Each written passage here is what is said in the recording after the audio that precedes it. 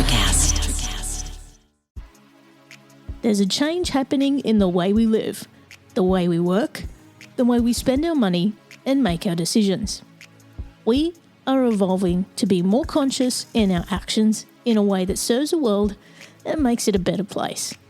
Welcome to the Ethical Evolution. The Ethical Evolution podcast is brought to you by Ethical Change Agency. I'm Bindi, I'm the founder, and my mission is to help ethical entrepreneurs and holistic healers to find their voice through spiritual coaching and podcasting. I'm honoured to bring you the stories of those who create change through healing, kindness, innovation, purpose, and spirit. Understanding that to create collective change, we need to be the change. It all begins with us.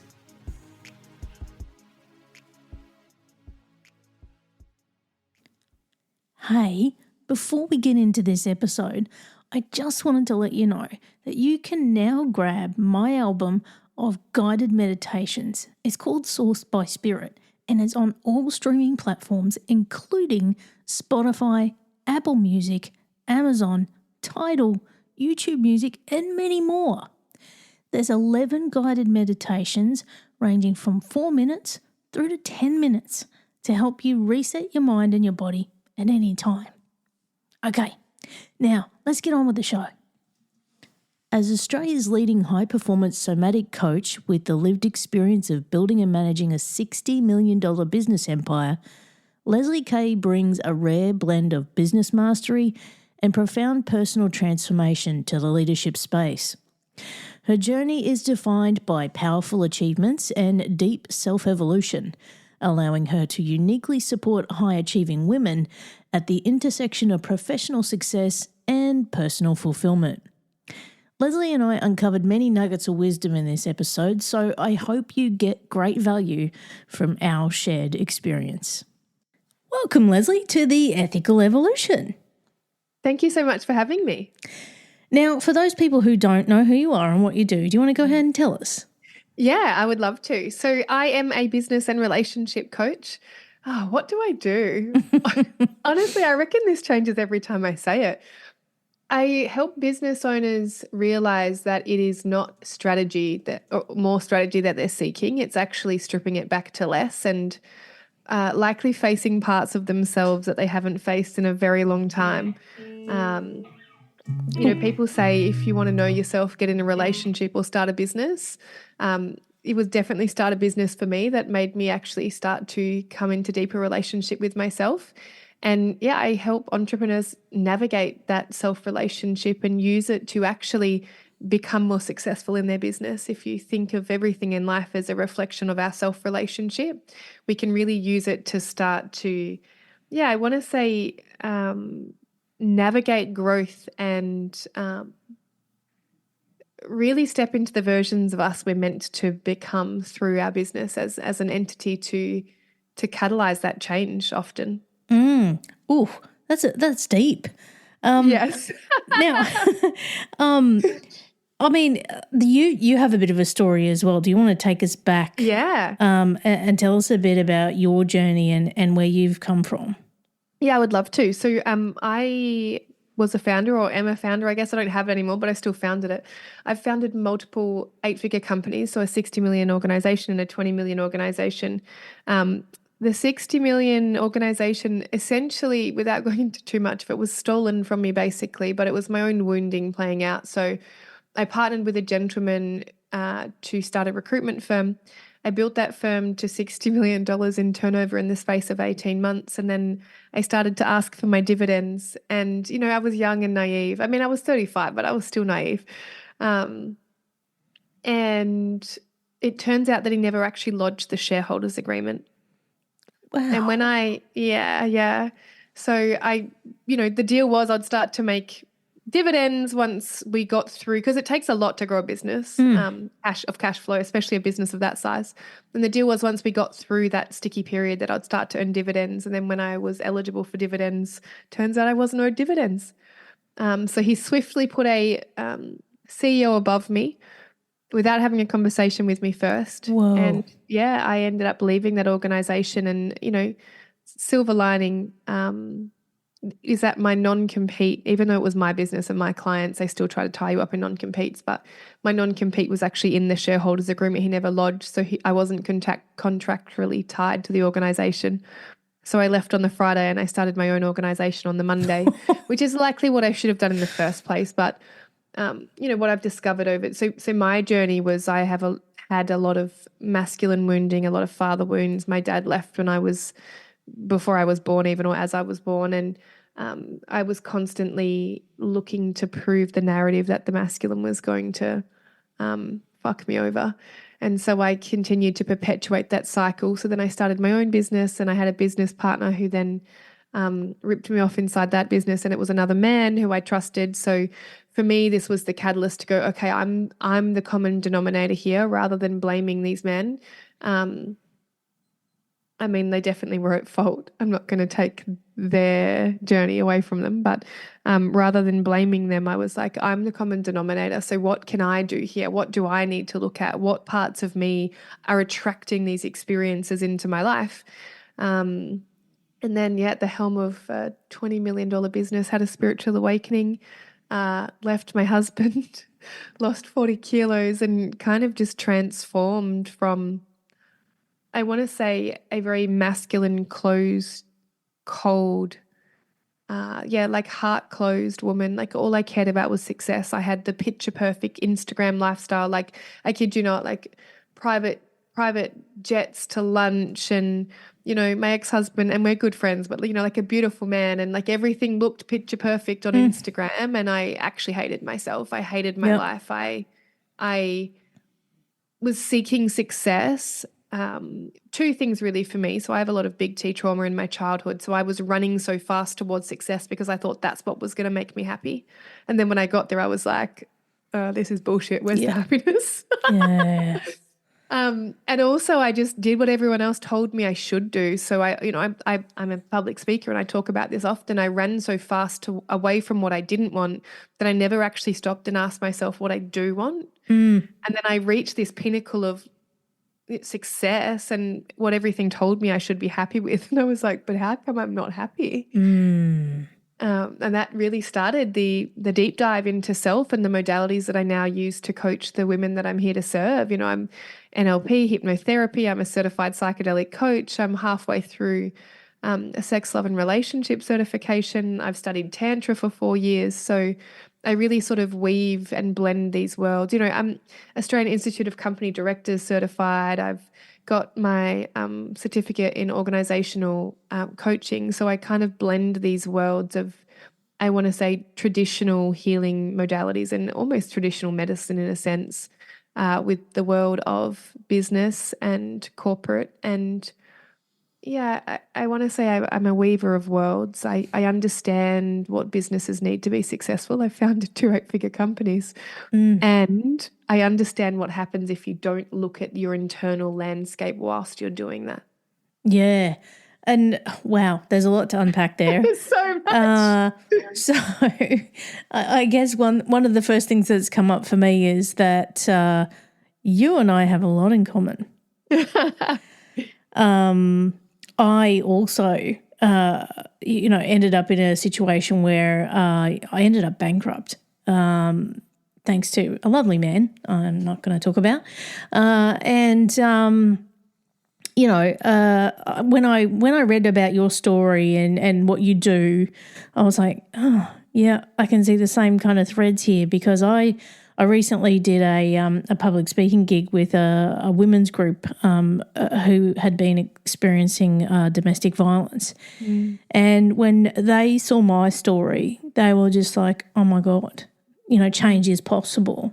And I was like, yep, I ended up bankrupt, homeless at one point, but trying to keep, the professional face on and keeping a corporate job at the same time and all of those kind of things. And, now I've got my own house, my own car, I'm independent. I, have everything I could ever want. And I think, through all of that, one of the big lessons has been, gratitude is such a big thing. And no doubt you would see that too. But one of the things I think that I saw in your story as well is that, you know, the spiritual awakening, there's so many people who go through these radical changes in their life. And sometimes it's not even radical, but it's trauma. It's like it comes from trauma, and underneath that, they just go, you know what, there's something bigger than me here. Yeah. And it's almost like you reach that rock bottom. It's the same in any kind of pain, trauma, recovery kind of cycle where you go, you know what, I think I need help. I need something bigger than me. And when you realize that, yeah, this is not all about me. Like, but I'm here for a mission. You know what I mean? Like, it's kind of like I'm here for more than what I thought I was. Truly. Yeah. I truly think we all are destined for greatness. We just need to choose it. Oh, yeah.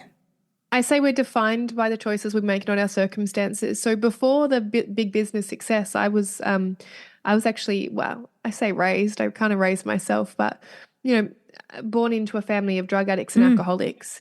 You know, my childhood I could have quite easily stopped at just surviving, let alone thriving. And I'm thriving now, but, you know, I would have said I was thriving at the helm of a $60 million business. I wasn't really. I was financially thriving, but emotionally I was completely shut down and switched off. But that was my coping mechanism, was to not feel any emotions, was to hustle and grind and, you know, constantly push myself through these cycles of burnout, rather than slowing down and listening to my body. And for me, it was, you know, if I work as hard as I work, I'm constantly engaged, I'm constantly distracted, and I don't need to spend any time with the mean girl voice inside my head that wants to tell me that I'm not worthy and I'm worthless. And if people knew my childhood, they would take my success off me, which is wild, but it's a thought that I had back then. So yeah, I want to say it was spirituality, now it's God. It used to be God back then as well. And I don't really need to define it by anything. I want to say, I was having this conversation with a friend the other day, and, you know, when it sort of settled back on God for me, was I had this realization that in every moment that I've, like, life has brought me to my knees and I've been like, what the fuck? It's God that I ask for to give me guidance in those moments, whether it's the universe for you or you know, just something greater, your higher self, whatever it is. You're right. There is this, I think if you are silent long enough Yes. and listen close enough, there is always something. There is always something. And yeah, that has always been my guiding light, even in the moments where, you know, I want to say I was closed to it mostly at the peak of my corporate career. And mainly because I was afraid of stopping and listening. And I feel this sentiment with a lot of women that I start working with. It's like there's this fear of who you're going to be on the other side of actually healing or stopping or not being successful, like the identity death of being a high achiever or a really successful businesswoman. And I just want you to know that the universe never stops knocking. And I was the quintessential, like, tap on the shoulder, maybe a little shake. And then it wasn't until the universe punched me in the face that I actually listened. And we don't have to wait until then. I'm very good now at listening for the whispers, not for the yells or the slam in the face. So yeah, I think we don't need to fear who we become on the other side of healing. We don't need to fear who we become on the other side of listening. I'm from a wealth perspective, I am on my way to, in my second, almost third year in coaching, into having a multi-million-dollar coaching business. But the journey that I'm in now, I'm wealthier than I've ever been. I mean, I make really good money anyway, but I want to highlight that that's not the point. Like, for me, like, I'm in touch with my emotions. I'm the healthiest I've ever been emotionally, physically. I'm in service. Like, I wake up most days and I'm like, hang on, I get to help other people heal and they're going to pay me for it. And I'm going to talk about it and I'm going to get PR about it and I'm going to go on podcasts and I'm going to talk to all of these people around the world. And, like, wow, I really just get to share the message that we're all here for greatness. Healing is available to everyone, and we don't need to fear what's on the other side of that mirror that might be glaringly in front of us, to actually stop and take a look and start to look at some of our behaviors, especially through business. Again, there's a few things there. Yeah. One of the things that first comes up is, your message of slowing down. I hate the hustle culture. Absolutely hate it. Like when I started my business, nearly 6 years ago now, and it's not the first one that I've run, but I was really pushing, and, I was just looking for like, I've got to make this succeed because, I failed at everything else. And then I pushed and I pushed, and I just, to the point where I burnt myself out. And then I was doing things I didn't enjoy doing. And then I was like, no, like you can't be doing these things and then, doing them because they just make money, because that's not what it's all about. And so I then restructured things so that I wasn't doing things that I hated. I could do them in my sleep, but didn't mean I had to, right? Truly. And then more recently, I mean, you're not probably going to believe this, Lezly, but I'm nearly 50, and I have realised more lately in the last 2 years that the more time I make for me, the happier I am. Truly. Yeah. So it's hard because, I'm still in a corporate job as well as, running my business. So it's not like I want to be chained to a computer all the time. I'm just like, I need space. And if I don't do that, then I'm not being authentic to myself. And I think that's a really big message, is that a lot of us just want to push for the money. But I'm like, and like you've said, you have all the money, but then you're not happy, right? There's a richness in contentment that I think sometimes is worth more value than money. Yeah, I want to say we get so caught up in thinking our lives has to look or sound or feel like everyone else's. Yeah. Like, and I say this to the women, I have tiers in the women that I work with. I have some group programs that are quite accessible for like new entrepreneurs, all the way up to private coaching for more established entrepreneurs. I say this so like my success doesn't have to be your success. Yeah. I know I'm going to be at the helm of another $1 million company. Like I know that, but that is my success. That is what I know that I'm here for. I know that I'm here for big things. You could be quite content with 100K a year and working part-time. And most people are. And I want to say most women are specifically, and that's okay. We get so caught up in this comparison of, for me, it's impact. So the more people I impact is directly going to have an effect on how much money I make. It just is. And it is an exchange for for how much we're in service. But if you are happy impacting a smaller handful of people and you are happy working part-time, and that is what brings you fulfillment, please stop comparing yourself and thinking that A, you're not good enough, or B, you should want more, because we shouldn't compare, and we shouldn't want anything that doesn't feel actually true to who we are and what and who we came here to be. And I think that's a really important message, is especially, when people see the big success that I've had and the continued success and the continued growth, it's like there's this we're so good, and especially as women, I want to say it, this like gaslighting ourselves into not thinking we're good enough. Yeah.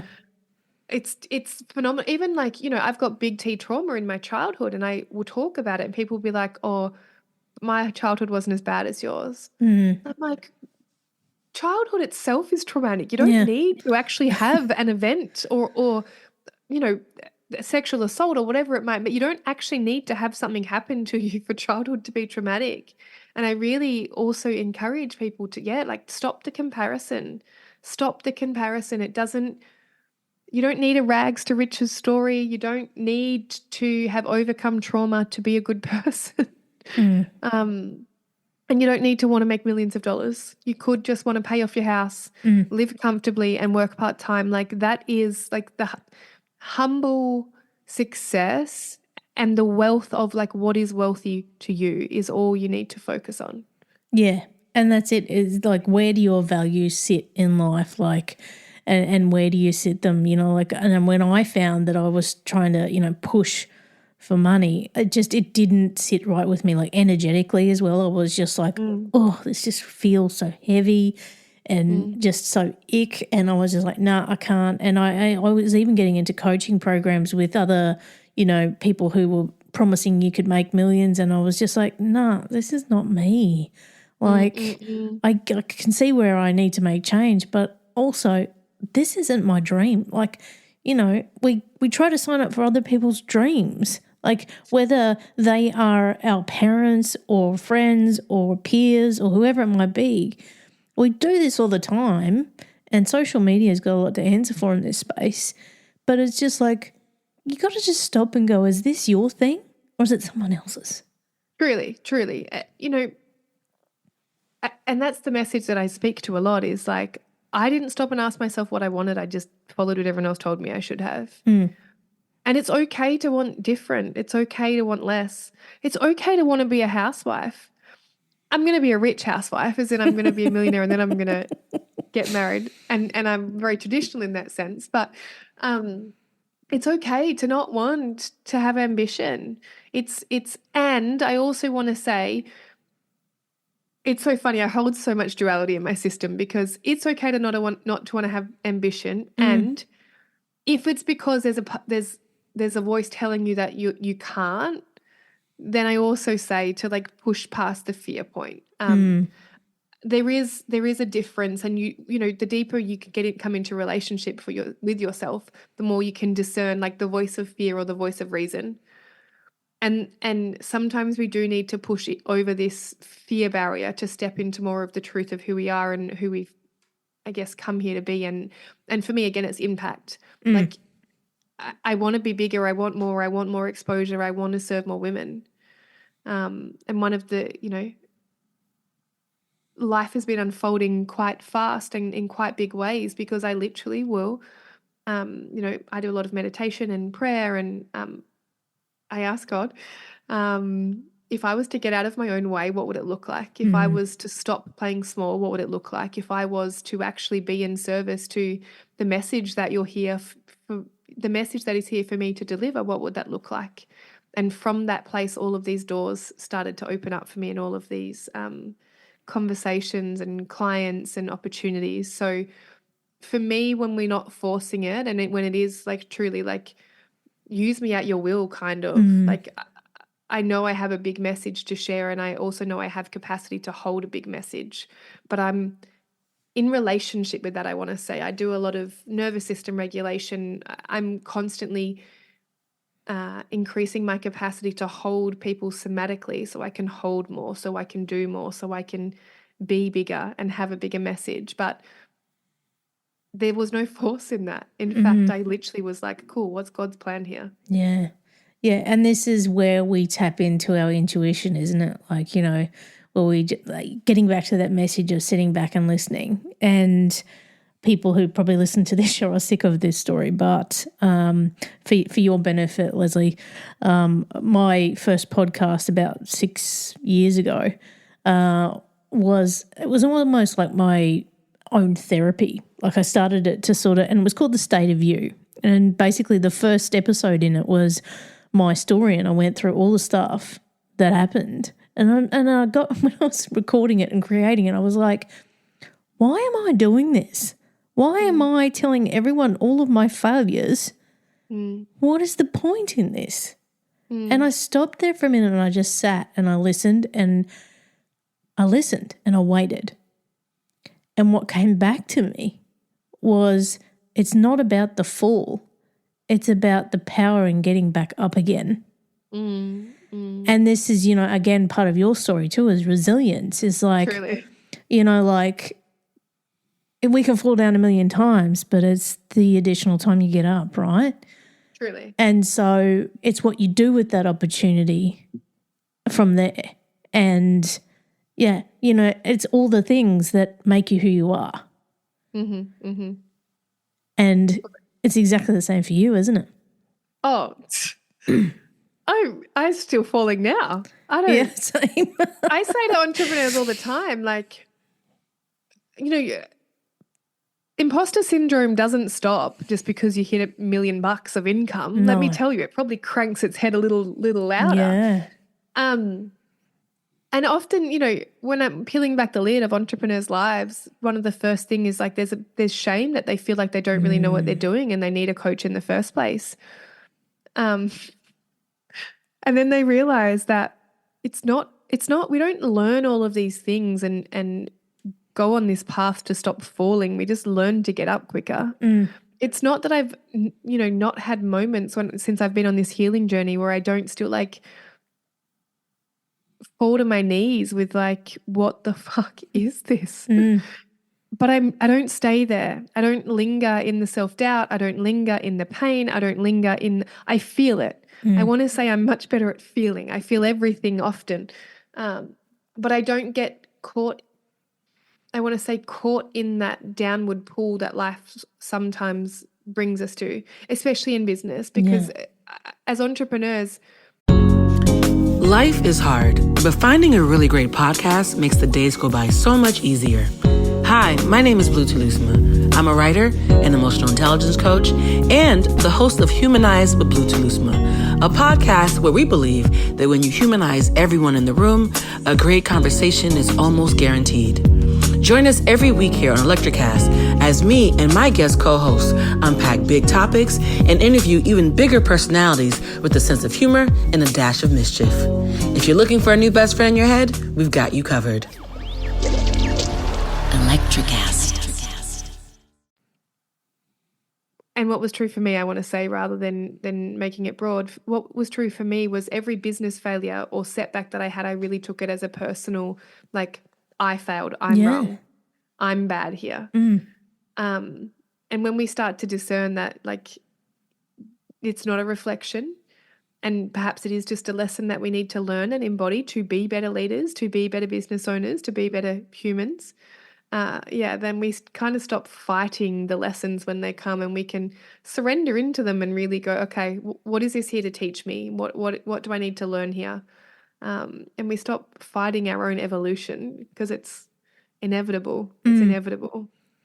I've had a lot of conversations on this show, Lezly, with people from all around the world who deal with people who make a lot of money in business around the world. And it's when they get to this really pivotal point in their success is when they really start to fall to their knees. And it's at that point when they start to realize, that spirituality or something bigger than them is what they need to pick them up off the floor.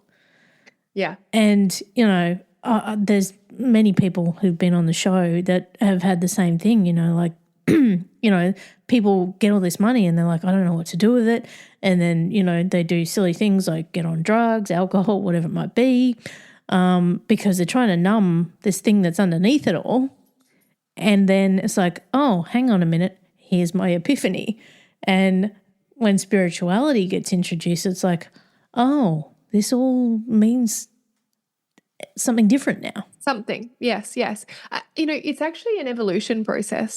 So in Master NLP, we go through, I think it's called spiral dynamics, actually. It starts to weave those worlds. And essentially the evolution from employee to entrepreneur to spirituality so basically there's a value set that we go through, and oftentimes entrepreneurship is the catalyst to spirituality because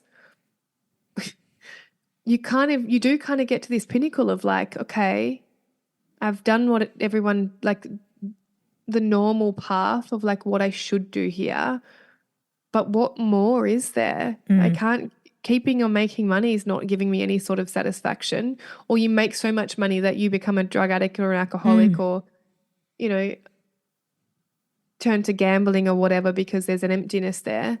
And it is kind of an evolution of the soul to go, okay, what's on the other side of entrepreneurship?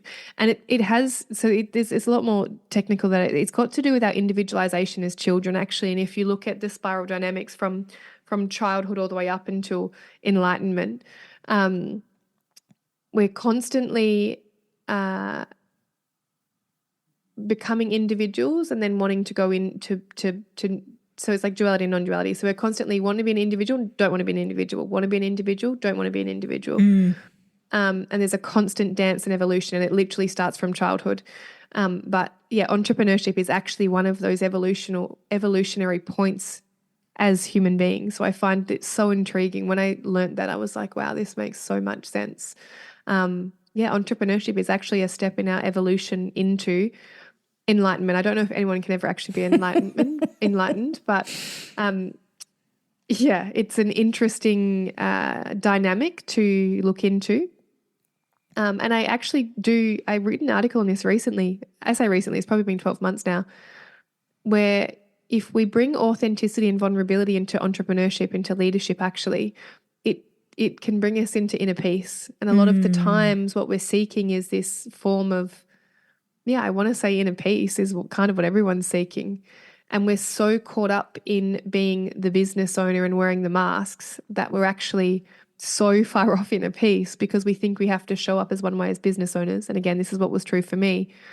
And when we actually reach the pinnacle of authenticity and vulnerability, first with ourselves and then with the world around us, that is when we find inner peace, because we're not like shape-shifting anymore. We're not trying to like fit into a box or seek someone's approval, or I hope this person will work with me, or I hope I can get this business deal, or I hope I can do X, Y, and Z, something external to us, when we can just be like, hey guys, this is who I am. Take it or leave it in business and in every aspect of our lives. There's like a calmness that comes over our soul. And I guess that's where, you can take that pain and turn it into purpose. And, those entrepreneurs or change makers, if you like, that create something, but they do it with purpose, like it's either ethical or it's giving back or it's doing something great for the world.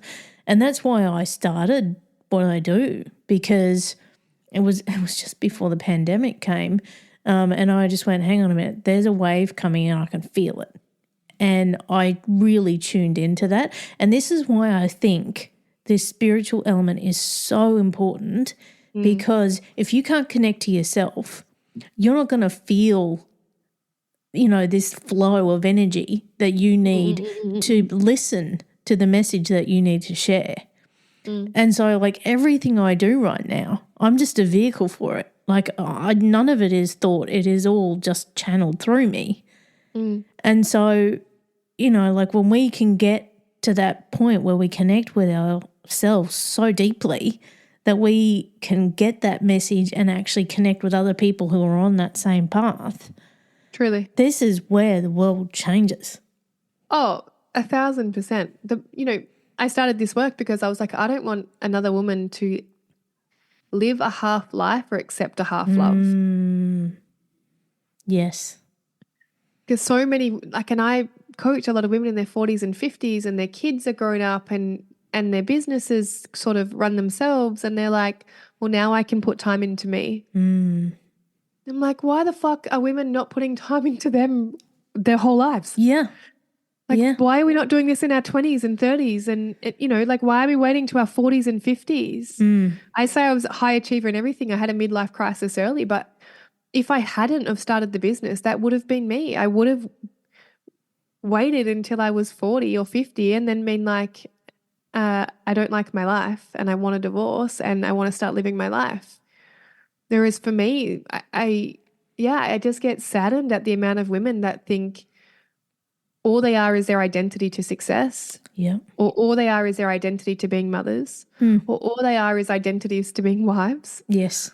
And don't get me wrong, I want to be a wife, but I won't lose my identity in it. And I would also identify as being a deeply devotional wife. I study polarity and traditional, I want to say traditional, I guess the thought of a traditional marriage in a modern world. So it's not to say that I'm like boss babe, strong, independent woman. Yeah. I don't need no man. I need a man. And I'm not waiting for him to come to live my life. And I mean, I've been married once before. And I wasn't a good wife in that marriage either. I can honestly say that I was very controlling and emasculating because my core wound was that strong masculine men couldn't be trusted. So yeah, I'm in service to women actually claiming the fullness of the life they can have. I'm in service to women saying, I get to be the high achieving, boss babe, if you want to identify as that, but I get to be the high achieving boss babe, but I'm going to do it in such a way where I get to receive love from my partner or call in a partner. I get to do it in such a way where I'm listening to my body and I'm not pushing myself to burn out every 6 or 12 months. I live in a world where we don't have to decide this or that. It's this and that. Yeah. I'm highly successful and I'm deeply feminine and surrendered. I am, you know, I'm as relaxed as I am in devotion or direction with my business. I talk about in a polarity and harmony a lot, where to actually be a fully expressed feminine woman, we need to have a strong masculine container to hold us to be in that expression. And I talk about finding our individual harmony. It's not a prescription of, well, I want my life to look and feel like this, so you should have your life look and feel like this. It is what feels good to you and your system. And how can we strip it back to go, okay, maybe you need a bit more structure and discipline, or maybe you need a bit more surrender and flow. And actually just starting to look at, if we were to allow ourselves to have everything we wanted, if we imagined for a second that we were magic, what would we allow ourselves to desire? Like everything, the husband, the wealth, the everything. What would you give yourself permission to have if you didn't think you could fail? And what would it feel like? Because so often we think about what it will look like and we don't actually drop into what it will feel like. Like I have slow mornings. I want my life to feel full, and I want to have a lot of, like, I love being busy. I love the connection and the being in service. Like I love it. But I want my life to feel slow. So I wake up slow in the morning. I don't do any work until after I've taken my son to school, if it's my week with him. Even if it's my week without him, I don't go to Pilates until 9 a.m. I'm not a morning person. I've never been a morning person. So I literally look at my life with, what do I want it to feel like, not just look like? So I have slow mornings. I always want to be in tune with my body. I don't want to be disassociated. I spent most of my life out of my body and disassociated. So I have this rule that I touch my body before I touch my business. So I'll go to Pilates, or I'll do yoga, or I'll meditate, or I'll dance, or whatever it might be. And I really start to shape my world around not only what I want it to look like, but what I want it to feel like. And I think this is a key that we miss of, like, yeah, you might have success, but does it feel as good as it looks? Because if you can't even answer that question, if you don't wake up in the morning and you don't know what your day is going to feel like, and your mind goes straight to the 1,000 problems that you've got to solve, you're disassociated and you're not in your body, and you're probably using your business as an escape. Oh my God, Lezly, I think you and I were destined to be besties. Like, seriously. And I love the fact that you've mentioned slow mornings. Like, this is something I've really embraced in the last 2 years. Like, and more recently, like this year I've dropped like 20 kilos. I'm working out a lot more. And I actually got a comment this week about the gun show. Let's not go there. But like, it's just like, it's where you focus your energy is where you're going to get results. And I think you've really got to put yourself first as a priority, regardless of anything else. Again, whether you've got kids, husband, whatever it might be, you need to come first. Fully. And, like, I've had coaching clients as well where I've sat down with them and I said, like, let's just find a minute of joy for you. And they have struggled for 40 minutes to find 1 ounce of joy in their life, because they've given their complete identity and everything that is a part of them to someone else, whether it be a job, a child, a husband, whoever it might be, and they haven't made space for themselves. We've then made an action plan and gone, okay, what if you did this? What if you just try this? What do you think that might do? And they've done these things. Like, I've had women come off of like antidepressants because they've completely changed their life and put themselves first. And this is the problem, is that because we overwhelm ourselves with so much other stuff and don't find space for ourselves, we lose who we really are. And so then we medicate ourselves, numb ourselves and go, oh, no, it'll be fine. I'll just keep pushing through. Truly.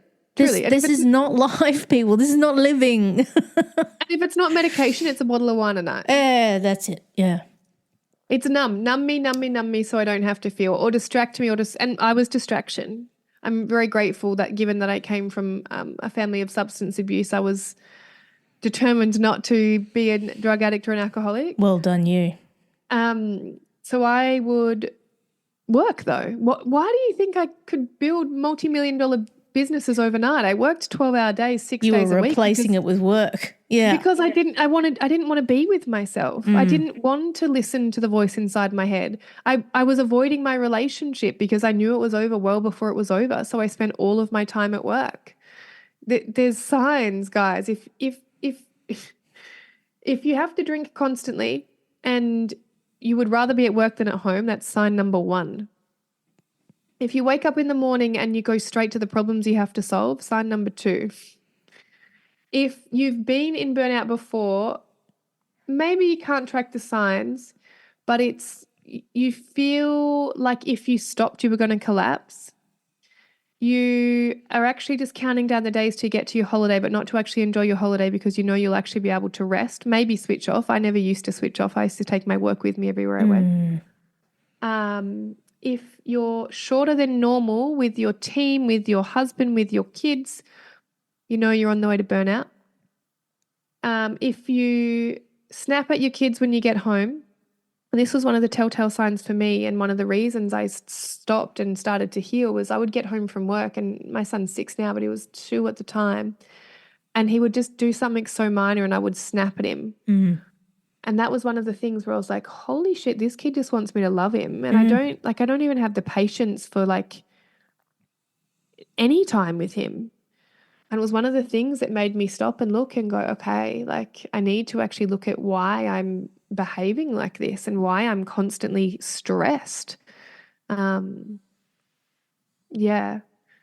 If you're a control freak, if you sit here and you're like, yeah, I'm a control freak, you're about to burn out.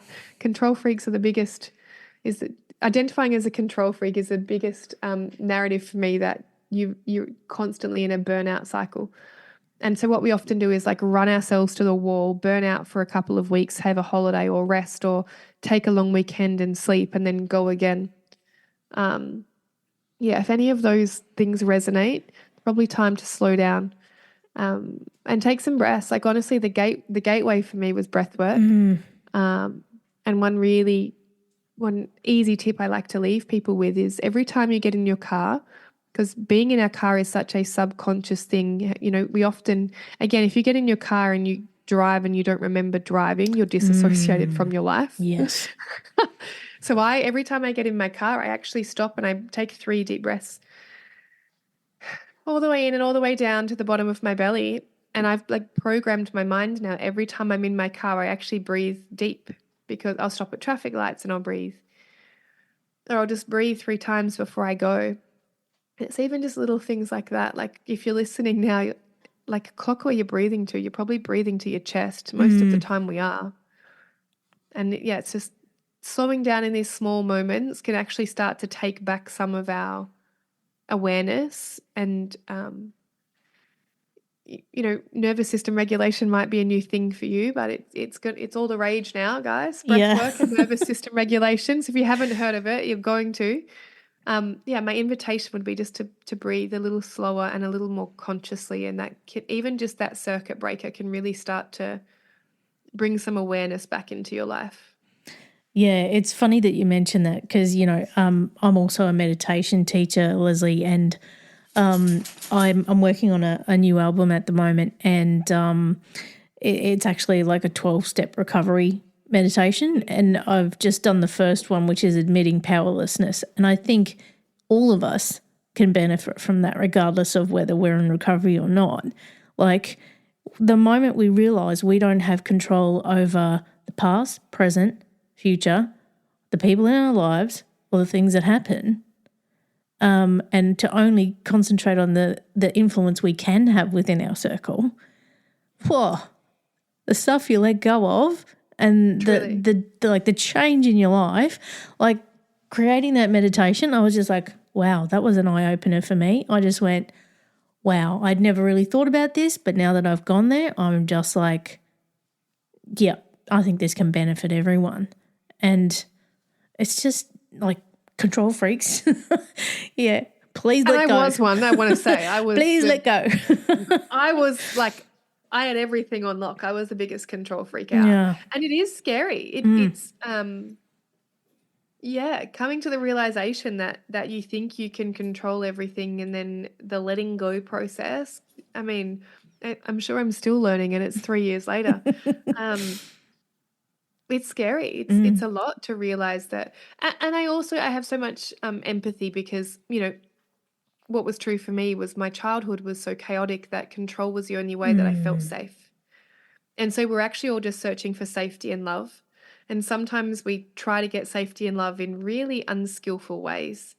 And that's often all that's happening when we're controlling, is we're unskillfully trying to make ourselves feel safe. And I guess this, if we were to do the 180 or 360, I'm not quite sure, we're coming back to that power greater than us. This is where we tap into that for kind of have to. The help that we can't give ourselves. Truly. Yeah. Truly. Oh my gosh. I could talk about this all day, Lezly. Like I said, I think we're meant to be besties. Now, you also do relationship counseling, not counseling, but coaching. No. Yes. What's going on in that realm? Oh, this is an interesting one. If I had have known what I know now, I probably wouldn't have left my marriage. I trust God's plan. I trust that it was meant to. And maybe I just wouldn't have left it in the way that I left it, because I was very cold and cutting. I was done. I was out. What I realize though now is that I was asking my ex-husband to meet me somewhere I wasn't willing to meet myself. And there was still a part of my consciousness that was like wanted him to rescue me and rescue the relationship. And I'd spent 10 years emasculating him, and I then woke up to my behavior, and I then healed this inside of me. And then I kind of expected him overnight to just catch on and like step in and start directing the relationship. But I'd taught him other lies for the previous 10 years. And so there's this, I'm definitely immersed in the realm of polarity and masculine and feminine teachings. And I think there's so much nuance in a lot of this work. And the deeper I go and the more, I want to say, refined I am with my practice and the teachers that I listen to, there's this, I want to say, misconception that men should lead everything. Men should be able to lead, yes. Men should be able to lead themselves and their lives, yes. I desire a deeply masculine man who has drive and direction and certainty, and that's just my preference. And women are leaders of love. So women are love-led, and men are, it's escaped my mind. Men basically need to be in service. Men are service-based, basically, logic-based. Men need a mission, actually. It's why men are natural entrepreneurs more so than women, because they desire to be in service to something. But we are the leaders of love. We are love-led beings, and men are consciousness-led beings, so thought and logic. So when it comes to love or relationships, I often hear, especially when I'm coaching women, is that my husband's not doing the work. My husband's not taking any initiative. My husband. The first thing I ask is, what's your relationship like with yourself? Are you in daily practice? Like, are you in some form of devotional practice with yourself first? Are you meeting yourself in the places you're asking him to meet you? And oftentimes the answer is no. We've just woken up one day and decided that we want a better sex life, because honestly, that's what it comes down to first, is we haven't had sex in over 12 months and fuck this. Cool. Your husband's thinking the same. Meanwhile, we don't feel like being intimate with ourselves, and we probably haven't been intimate with ourselves in a very long time. we don't have any form of relationship with our body, or the relationship we do have, because, maybe we have been married and had kids and we've put on a bit of weight, and so the mean girl voice is cranked. And so we don't love ourselves. We're not devoted to ourselves in our practice. And there is this element I often find of like, I want my husband to save me. I want my husband to go first. I want my husband to go to therapy. And again, it's not to say that men don't have their own work to do, but men don't like to be told what to do.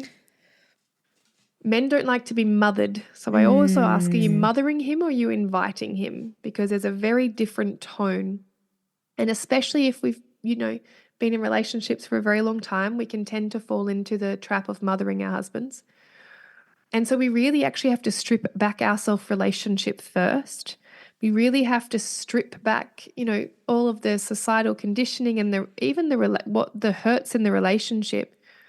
And we really have to come almost back to this sense of innocence with our self-relationship and then the marriage itself, and really start to think, can we let go of the past hurts?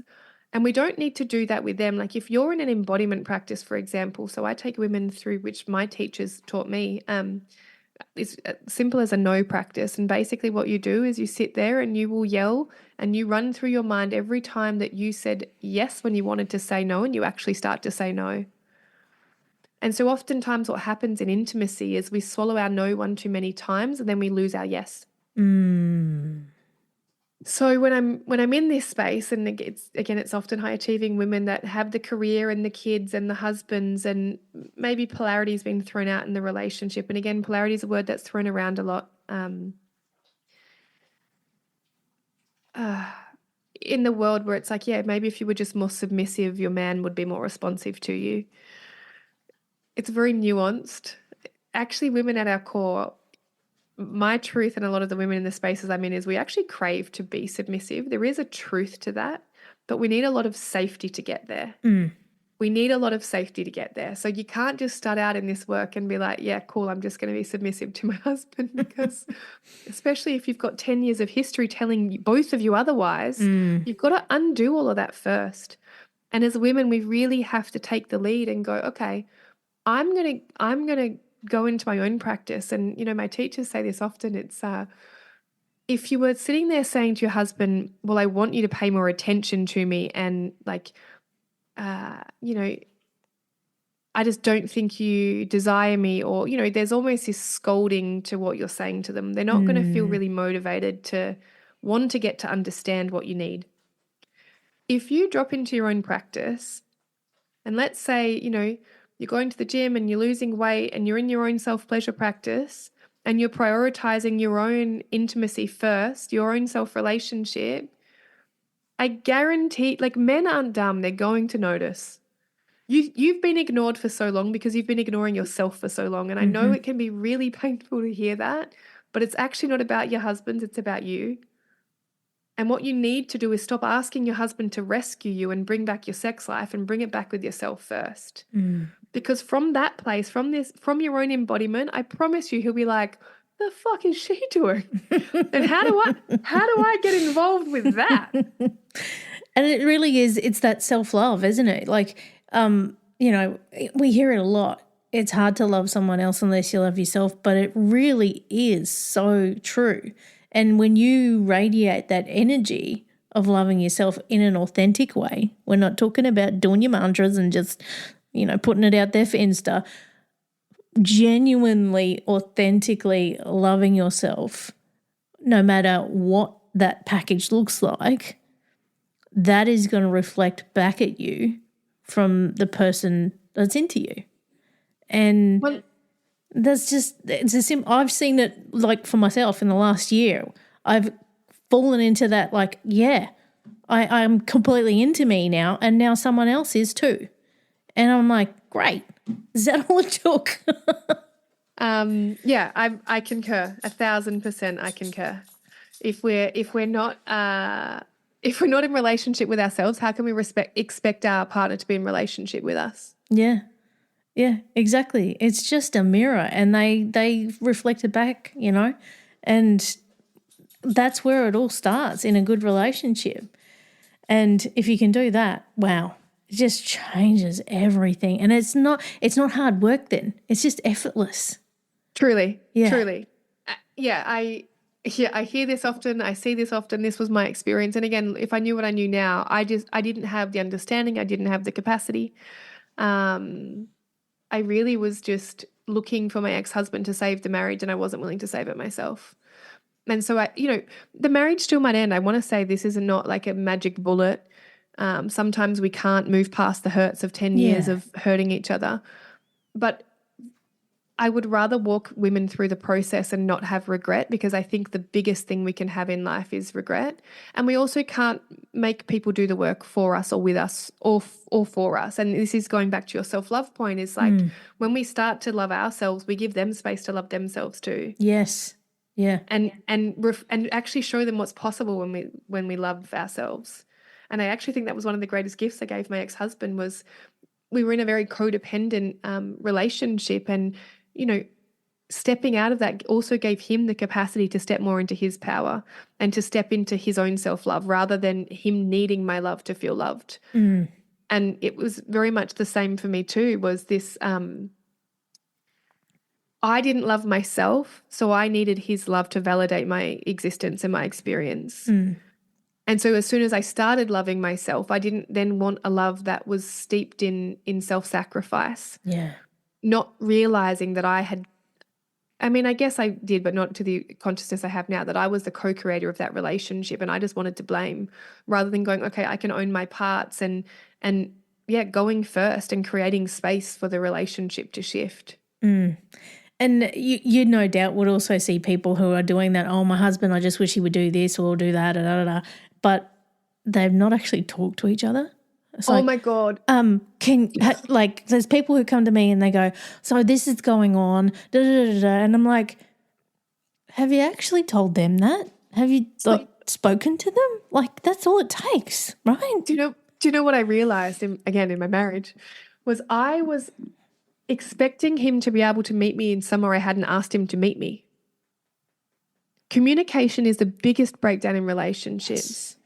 If like, yeah, babe, I want you to do, and again, invite, not ask or coach. Men don't want to be coached. I don't want to be mothered. And if you've fallen into the trap of that, I was that person, and you can undo it. But if you don't express your desires, and what I often teach women as well is how to express from an I. So notice throughout this conversation, I've corrected myself a couple of times where I've made my experience the same as the collective. Now, I do that because there is a theme that runs through the women that I teach and coach, but I will often then try to pull it back into my experience, because especially when you're relating with someone, you don't, and projection might be a new thing to you, but if you say, you make me feel, or you're not showing up, or you did this, you're not owning your experience, and you're still asking to be rescued, and you're still blaming the other person.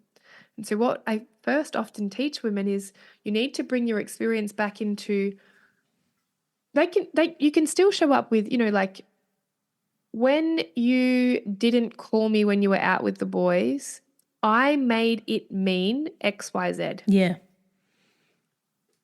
Because we haven't had sex in 12 months, I have made it mean about me that I'm not desirable.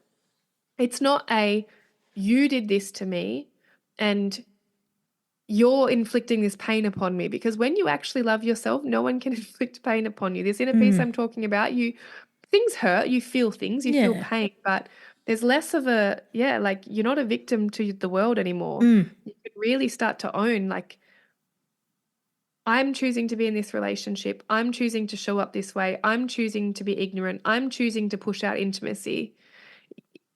If you're actually feeling powerless and that you want to control everything, the biggest way to regain that control is to start to realize the only thing you have control over is yourself and in your internal landscape. Absolutely. Again, we've done another 180, but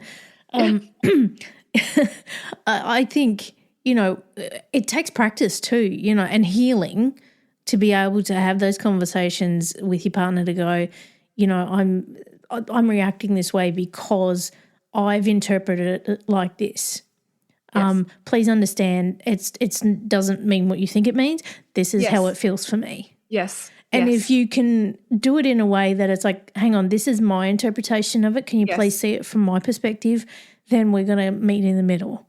It makes it much easier to have that conversation instead of you did this and blah, blah, blah. It's like instead of blaming each other, you're just going, hey, I'm owning my part in this, but I want you to know what that feels like because I don't like it.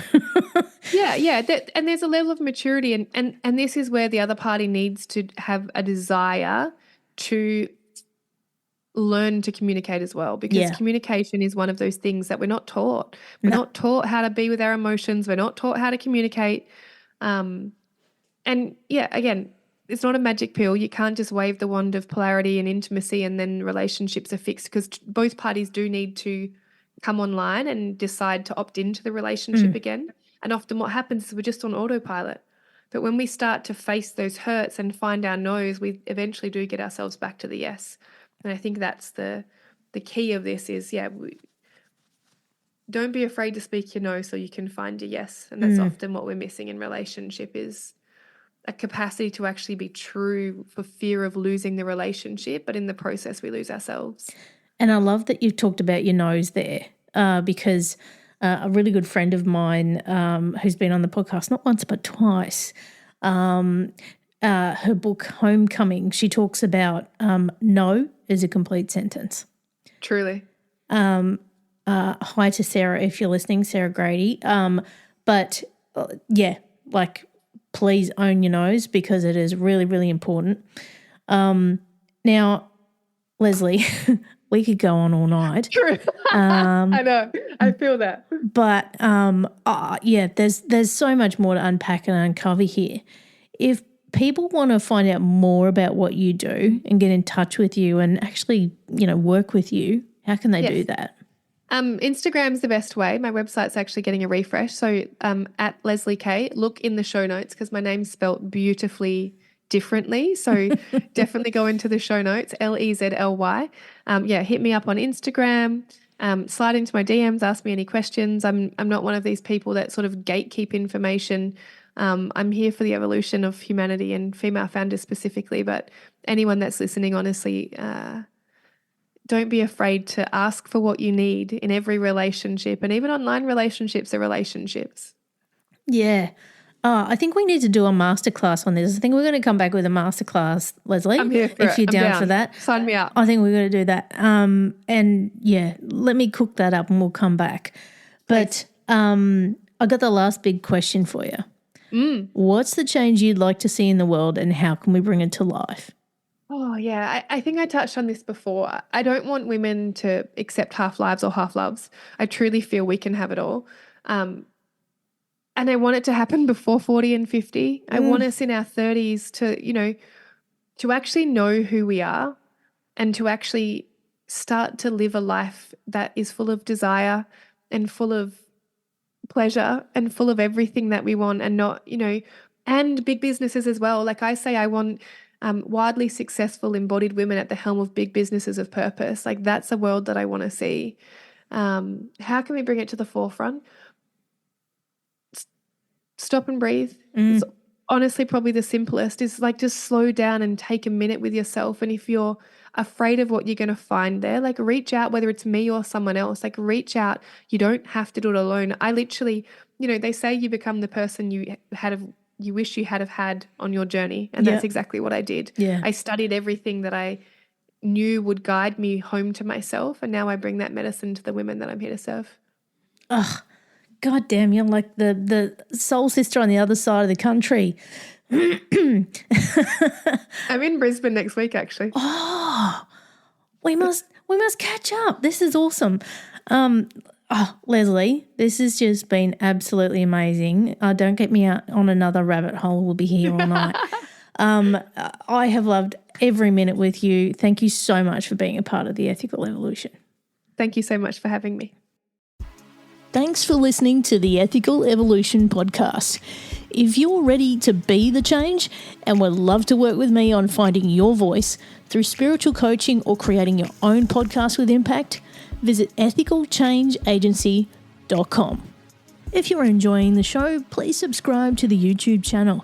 It's growing every day with great content and highlights you may not have heard on the podcast. In addition, please subscribe to the podcast on Spotify or Apple, and why not leave a 5-star review?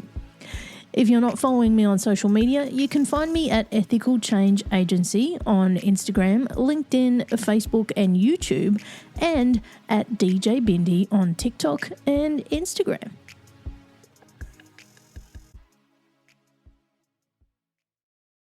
Hi, it's me, Flo. Remember me from Ghost Hampton, the podcast? I was secretly in love with Lyle Hall. Well, now I'm dead and loving it. But let's talk about you. If you loved listening to Ghost Hampton, you can now spend the summer in the Hamptons. The original episodes are back, and now new episodes will be dropping every Friday. I may drop in too, just to make Lyle feel guilty. Ghost Hampton, the podcast, is now streaming everywhere. Dreaming of the perfect event or longing for a clutter-free space? I'm Stephanie with I'm with Steph, where your vision becomes a reality. From magical weddings to transformative home organizing, we bring you expertise and passion to every project. Whether you're planning a grand celebration or seeking peace through organization, we tailor our services to meet your unique needs. I'm with Steph. To explore our services and connect with me directly, visit I'mWithSteph.com. Mention Electricast for a 20% discount. Electricast.